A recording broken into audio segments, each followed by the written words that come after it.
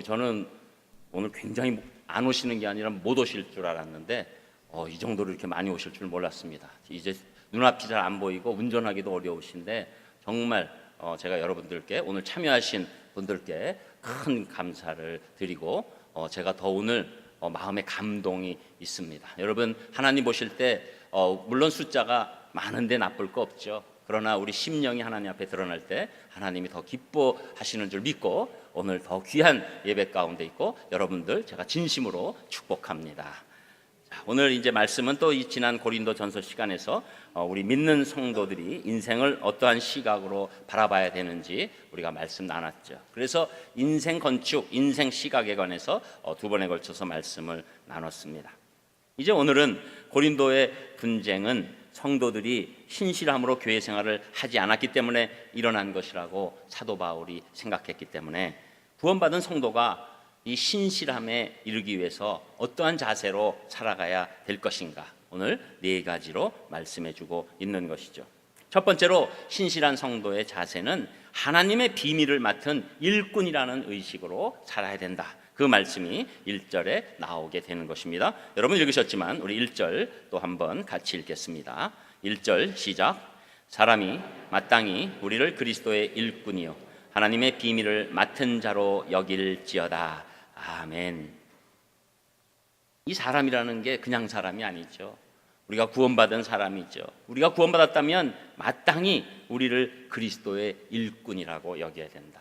여기서 일꾼이라는 것은 사실 사역자라는 의미보다는 종이라는 뜻에 더 가깝습니다. 이 일꾼은 주인의 소유물이라는 것이죠. 그래서 주인이 우리에게 맡겨주신 일이면 무엇이든 다 하겠다는 자세가 있는 것. 그래서 우리 이 그리스도인들, 예수 그리스도 안에서 구원받은 자들은 우리 주인 되신 하나님께 완전히 종속되어 있기 때문에 하나님이 가라 그러면 가고 멈추라 그러면 멈추고 이 모든 일을 하나님 뜻 안에서 행하겠다는 그런 시각이 있는 사람들입니다. 그런데 사실 자신이 하나님 앞에서 이 종 같은 일꾼이다 라고 이렇게 이 시각이 자리 잡는 것 그렇게 쉬운 일이 아니에요. 여러분, 우리가 내가 자발적으로 종이 된다는 것은 굉장히 어려운 일입니다. 자발적 종이라는 것은 그 전제 조건이 엄청난 은혜를 받았다는 거예요. 어떤 노예가 나는 주인이 이제 해방시켜서 가라고 그러는데도 안 가고 저는 주인님 밑에서 평생을 바치겠습니다 이렇게 얘기할 때는 이 종이 주인에게 엄청난 은혜를 받았기 때문에 그렇게 할 수 있는 것이죠. 여러분, 우리는 뭣도 모르고 예수님 믿고 구원받았어요. 그러나 구원받았다고 해서 내가 하나님으로부터 엄청난 은혜를 받았다고 생각하는 사람이 다는 아니라는 것이죠. 여러분, 누가 종 될 수 있습니까? 내가 구원받은 것 하나님으로부터 한량없는 은혜를 받았기 때문에 나는 당연히 종 돼야지, 종으로 사는 것도 오히려 기쁨이지, 이렇게 말씀할 수 있는 사람이라고 말하는 것이죠. 그런 사람들에게 하나님께서 무엇을 맡겨주신다고 말씀합니까? 하나님의 비밀을 맡겨주신다.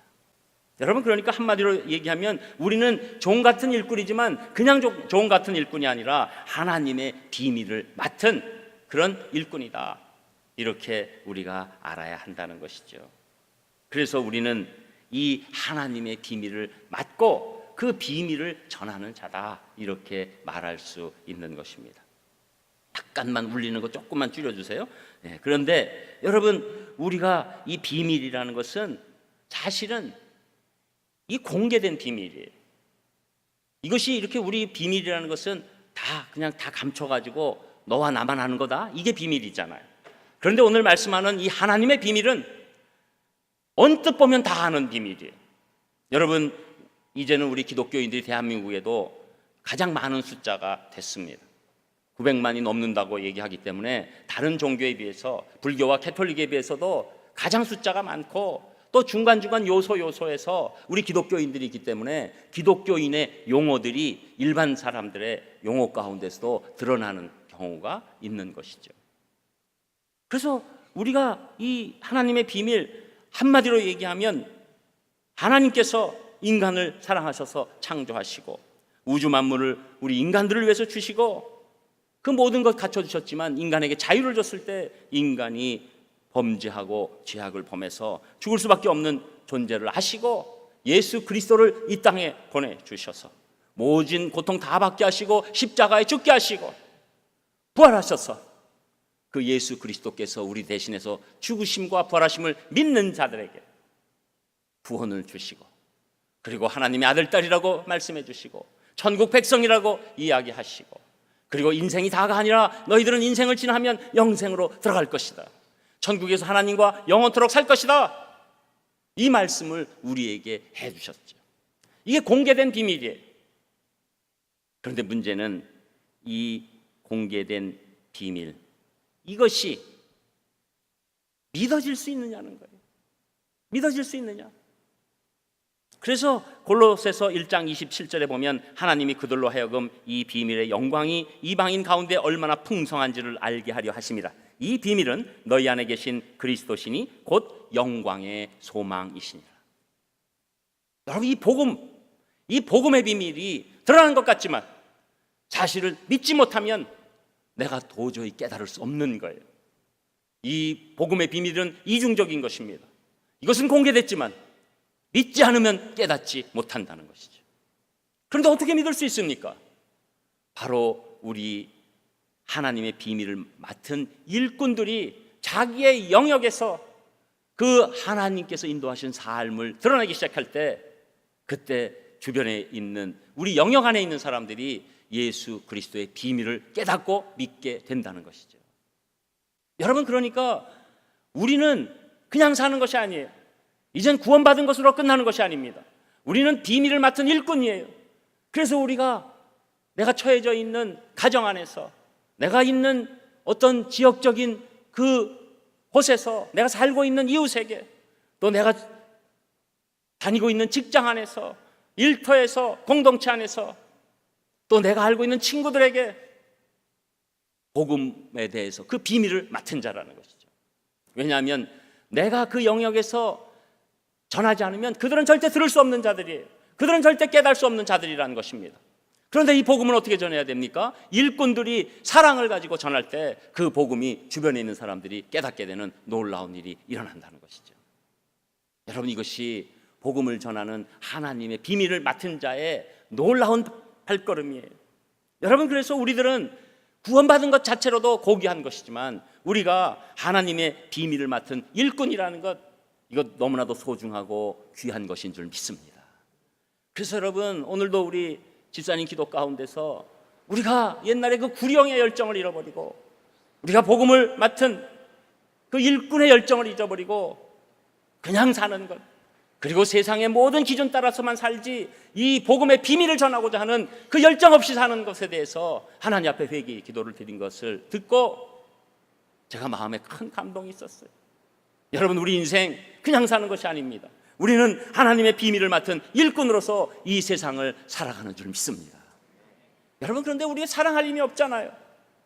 그래서 여러분, 우리가 예배드리고 교회 생활하면서 하나님의 사랑이 우리에게 임하게 나아가는 것입니다. 하나님의 사랑이 임하기 시작하면 우리가 복음을 가지고 우리 주변에 있는 우리 영역 안에서 사람들을 대할 때 그 사랑이 그들의 마음을 열고 복음의 비밀이 그 심령에 들어가게 되는 것입니다. 여러분, 복음의 비밀은 논리로 들어가는 게 아니에요. 복음의 비밀은 내 합리로 들어가는 것이 아닙니다. 복음의 비밀은 내 계속적인 얘기로 들어가는 것이 아니라 하나님이 주신 사랑이 그들에게 전달되면서 복음의 내용이, 그 비밀이 온전히 열리게 되는 것이죠. 저는 우리 산상교회 성도님들이 구원받은 그 성도의 의미를 더 나아가서 하나님의 비밀을 맡은 일꾼의 사역을 기쁨으로 감당하시기를 주님의 이름으로 축복합니다. 그리고 두 번째로는 이 신실한 성도의 자세는 가장 중요한 것, 충성된 자가 되어야 된다는 것이죠. 그래서 그 말씀이 2절에 나오는 것입니다. 우리 2절도 또 같이 읽겠습니다. 시작. 그리고 맡은 자들에게 구할 것은 충성이니라. 아멘. 자, 이제 복음의 비밀을 맡았을 때 그 복음의 비밀을 맡고 그것을 잘 수행할 수 있는 중요한 덕목은 바로 충성이라는 것이죠. 여러분, 사실 이 충성이라는 것은 너무나도 소중한 거예요. 하나님께서 우리를 구원하시는 것은 우리의 충성을 받기 위하심이에요. 우리에게 자유를 주지 않고서는 진짜 충성이 안 나와요.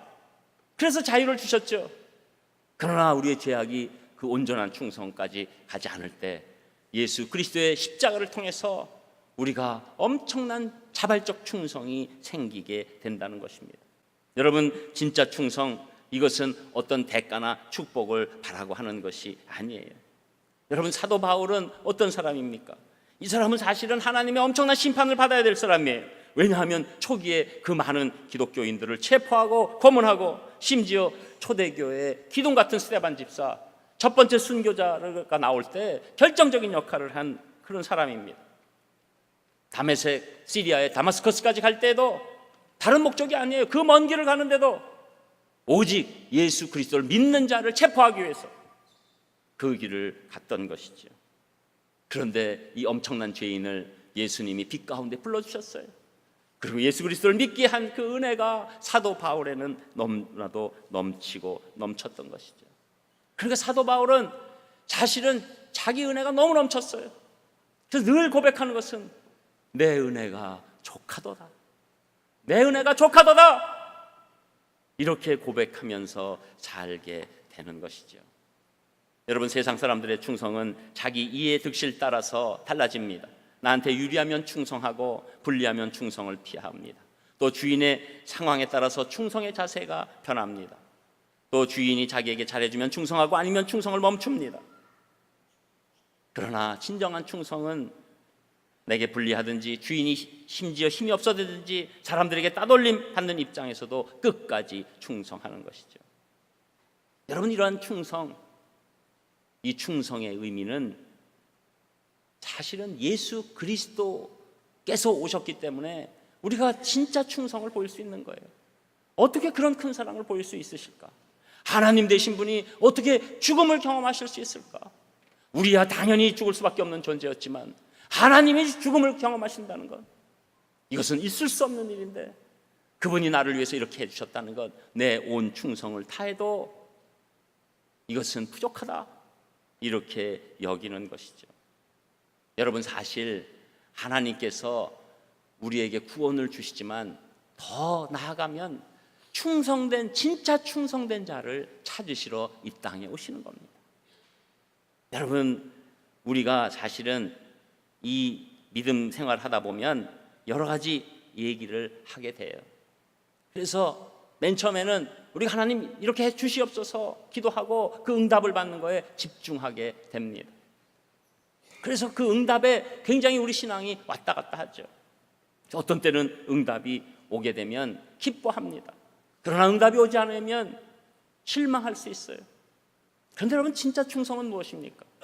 진짜 충성은 오히려 하나님이 주신 은혜가 더 커서 제가 오히려 충성하지 않을까 봐 저는 두렵습니다. 그 시각이에요. 그래서 어려운 일이 와도 그 안에 하나님의 뜻이 있을 것을 믿는 것입니다. 내가 원치 않는 일이 생겨도 하나님께서 이 안에 놀라운 섭리가 있을 것이다, 이것을 믿는 거예요.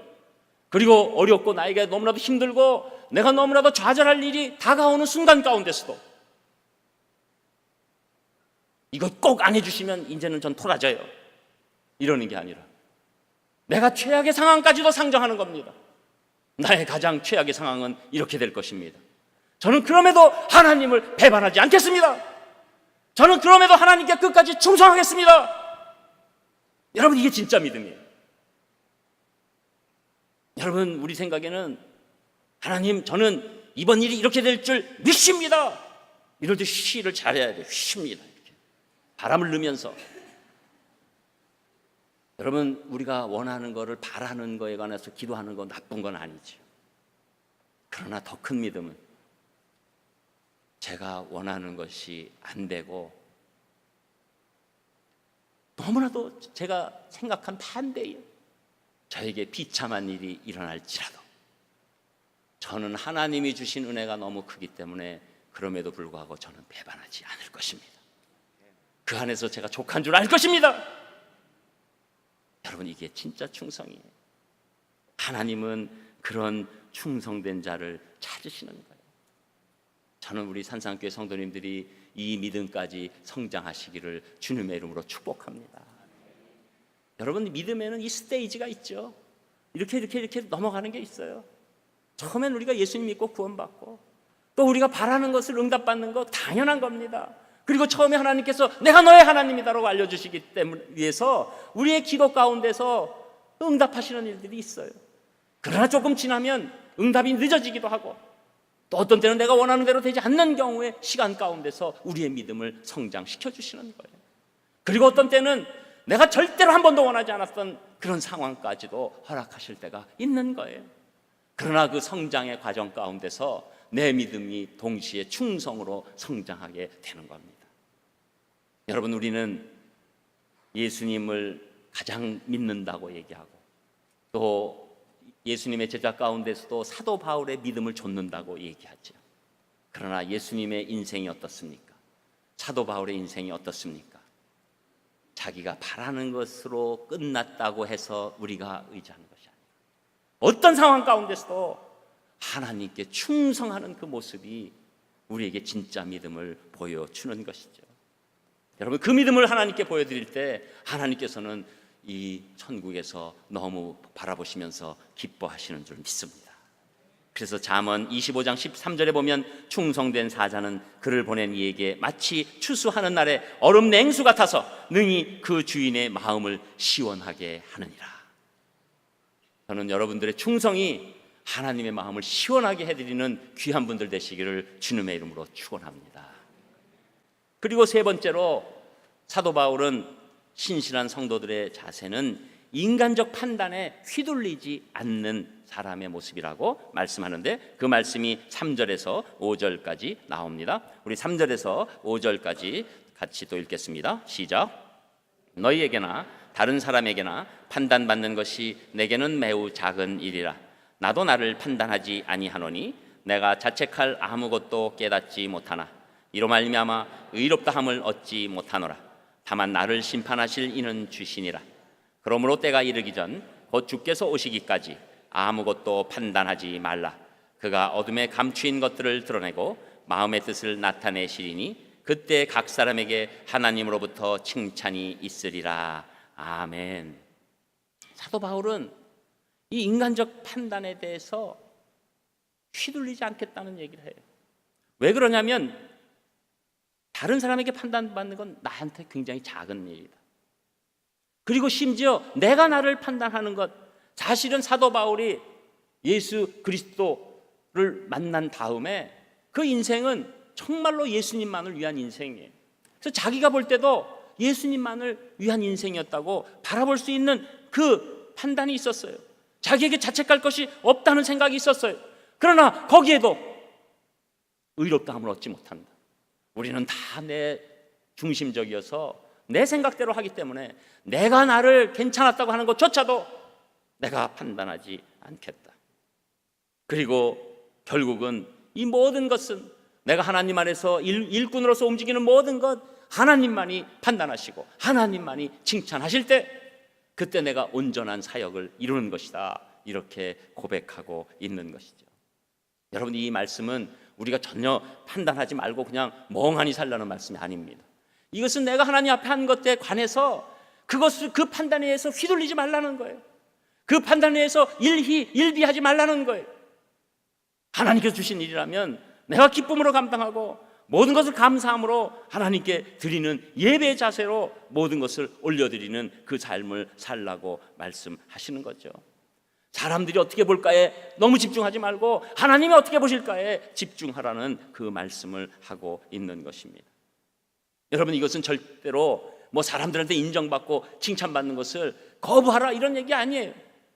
받으면 좋지요. 여러분, 저도 이 설교자로서 어떤 때 그냥 인간적인 기분이 좋으냐면요, 설교자는 특별히 딴 것 없어요. 설교 끝나고 또 나중에 어떤 시간이 됐을 때 여러분들이 설교 은혜 많이 받았습니다. 너무 좋은 말씀 감사합니다. 이러면 기분 좋죠. 근데 기분 좋은데 제가 이제 그 다음부터는 설교하고 그 다음에 얘기 듣는 게 기분 좋으니까 굉장히 기분 좋은데 하면서 거기에 목적을 두기 시작하면 그 다음부터 이제 설교가 여러분들 귀를 기쁘게 하는 쪽으로 옮기게 됩니다. 그렇게 되면 여러분 귀가 잠깐 기쁘지만 끝까지 기뻐지지 않아요. 여러분, 하나님의 말씀의 능력은 하나님 말씀대로 전달될 때 우리에게 큰 은혜가 되는 것입니다.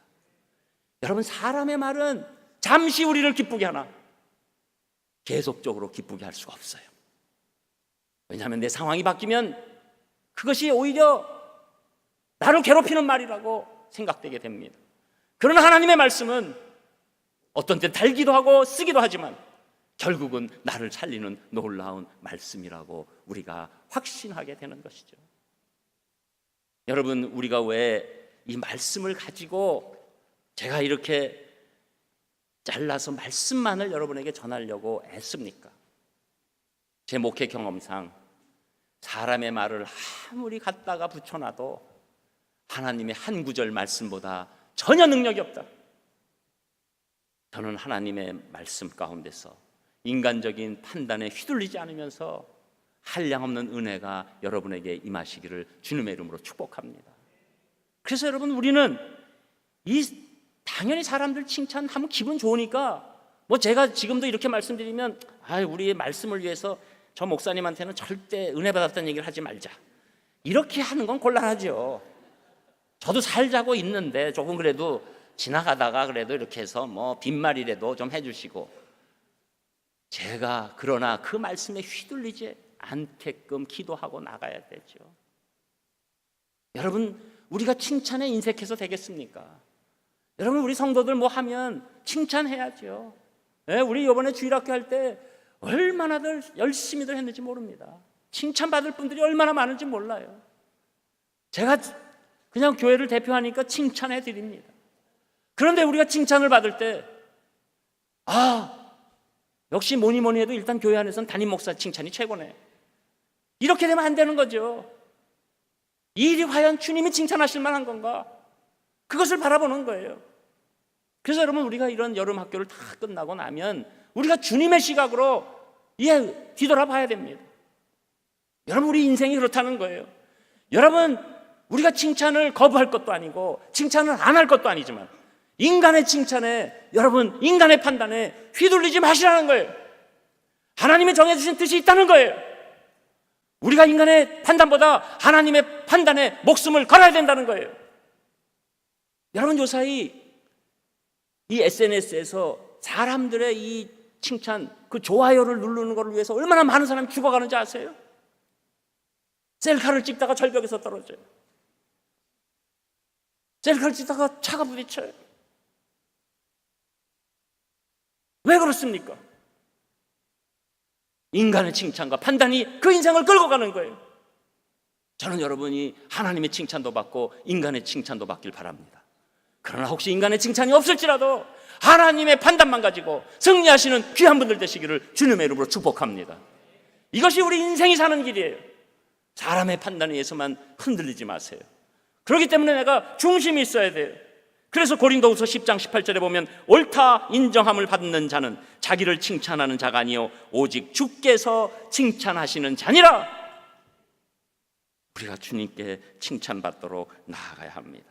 주님의 칭찬에 오히려 판단에 목숨을 걸어야 될 줄 믿습니다.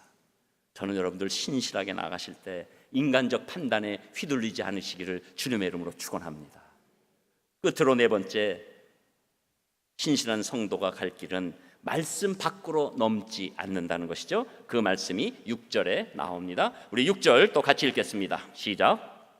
형제들아, 내가 너희를 위하여 이 일에 나와 아볼로를 들어서 본을 보였으니 이는 너희로 하여금 기록된 말씀 밖으로 넘어가지 말라 한 것을 우리에게서 배워 서로 대적하여 교만한 마음을 가지지 말게 하려 함이라. 아멘. 사실 이 고린도 교회 분쟁은 왜 일어났습니까? 이것은 그 고린도 교회에 있는 리더들을 향한 잘못된 판단들이죠. 누가 더 귀한 목자다, 누가 더 말씀을 더 잘한다, 누가 더 예배인도를 잘한다, 누가 더 기도를 잘한다, 이런 쪽으로 바울파, 아볼로파, 심지어 그리스도파, 이런 식으로 분파가 된 안타까운 상황이 있었죠.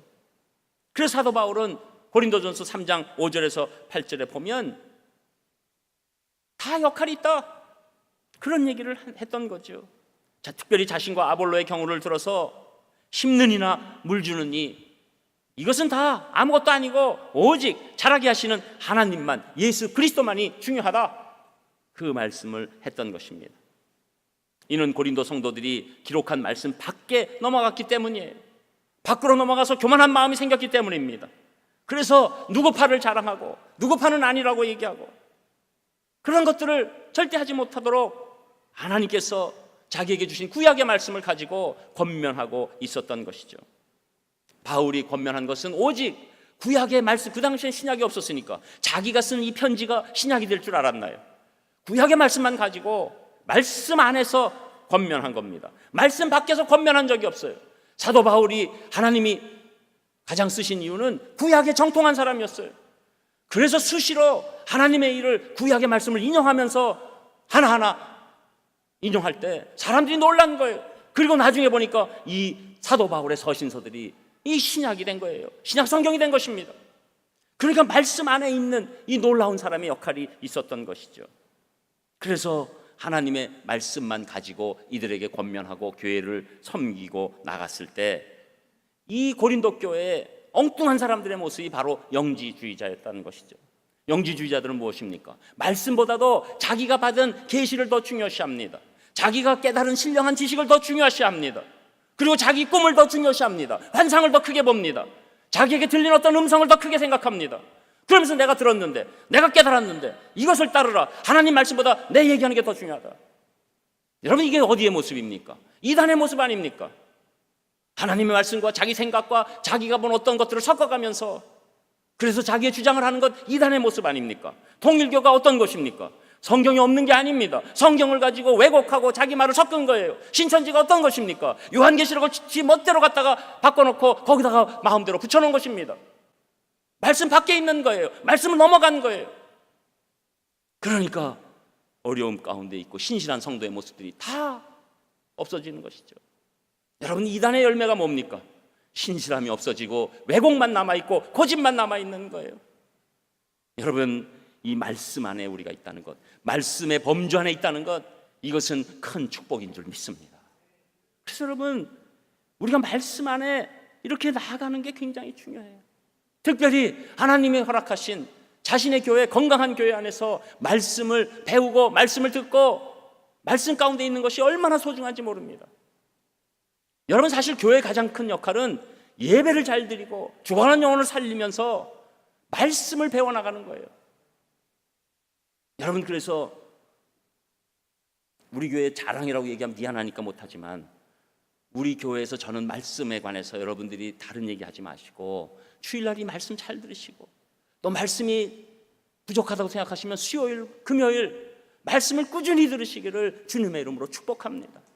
또 우리 새신자 되신 분들은 가을에 있는 우리 새신자 성경 공부에 꼭 참여하시고 또 새신자가 아니시더라도 그 공부에 계속해서 참여하실 때 말씀의 범주를 우리에게 확실하게 깨닫게 해 주시는 겁니다. 저는 우리 교회가 정말로 귀한 말씀을 지키는 아름다운 교회 되기를 주님의 이름으로 축복합니다. 그래서 우리가 말씀 바깥으로 나가면 안 돼요. 여러분, 속이야 시원하죠? 여러분, 우리 이 교회 안에서 얼마나 딴소리하는 사람이 많습니까? 여러분, 내가 당신의 일에 대해서 이렇게 하나님으로부터 음성 들었다. 99% 무시하세요. 1% 남겨둔 것은 하나님께 진짜 말씀하실 때 한 번이 아니라 여러 번의 종합적인 증거로 이것은 하나님이 주신 말씀이라고 우리에게 확신으로, 특별히 예배 가운데 내 심령에 찾아와 주실 것입니다. 여러분, 누가 여러분 인생에 대해서 이번에 이렇게 될 것 같은데 이 아파트 사, 그럴 때 또 반말이에요. 다 3달 있으면 날 것 같아, 이런 거 하지 마세요.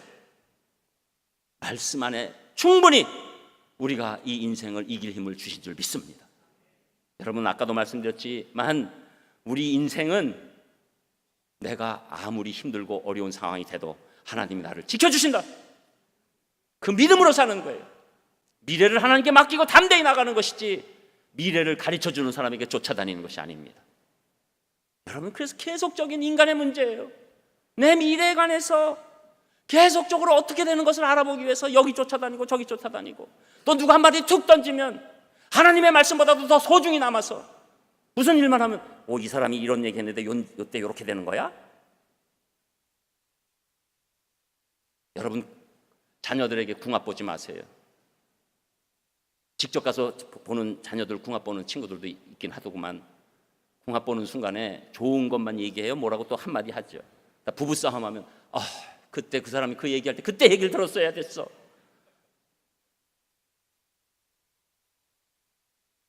여러분, 미래에 대해서 엉뚱하게 다 맞히게 만드는 거예요. 왜?